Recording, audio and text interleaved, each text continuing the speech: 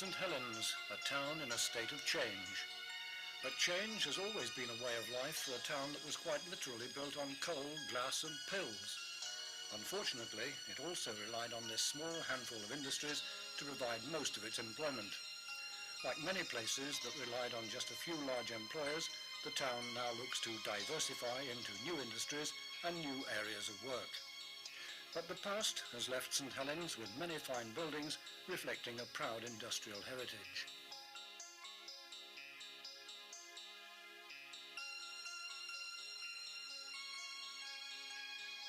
The casual observer might think that St Helens had sprung up overnight at the height of the Industrial Revolution, but there's actually been a settlement here since the 14th century. One of the oldest buildings in the town is the Quaker Meeting House. The Quakers came to the area at the end of the 17th century and, lacking a church, they converted this former barn in the Hardshaw area into their place of worship. The simply decorated, even sparse nature of the building reflects the simplicity and purity that they looked for in their faith. One of the most famous buildings in St Helens today, and one which dominates the town centre skyline, is the former Beechams factory in Westfield Street. For nearly a century and a half, the Beechams name and the production of pills and medicines has been synonymous with St Helens. Thomas Beecham arrived in Lancashire in the middle of the 19th century. Although initially based in Wigan, he soon moved his family and his business to St Helens. Joined by his son Joseph, the fast expanding company was soon buying land for a brand new factory. Before long, Beecham's pills were on sale in every druggist in the country, thanks to Joseph's skill in the new art of advertising.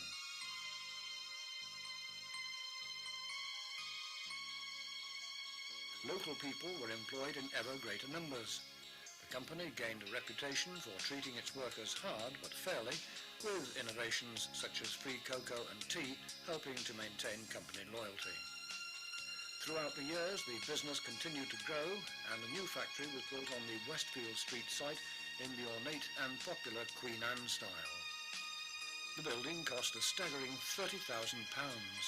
With its 150-foot high clock tower, it was one of the first factories to be powered by the newfangled electricity.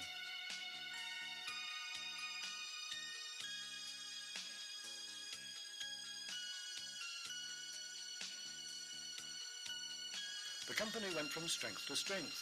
This footage from the 1950s shows employees hand-making pills in a way that was largely unchanged from the methods employed by Thomas Beecham nearly a century before. It was all a far cry from the high-tech computer control methods that were to be seen in the factory some 40 years later.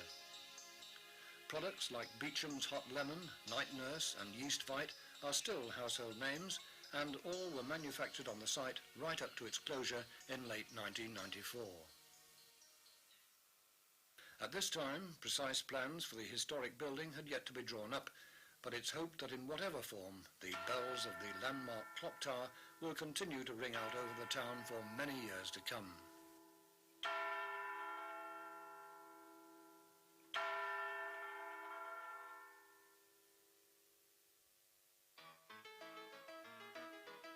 Coal mining was the second of St Helens' great industries.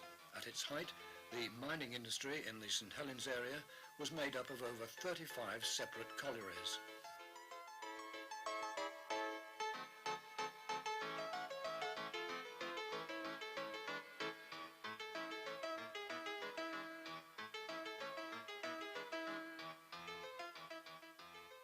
This very early film from 1910 shows scenes from a typical working day in a St Helens mine. At the start of each shift, every miner would collect his davy lamp before getting into cramped cages for the long dark descent to the coalface.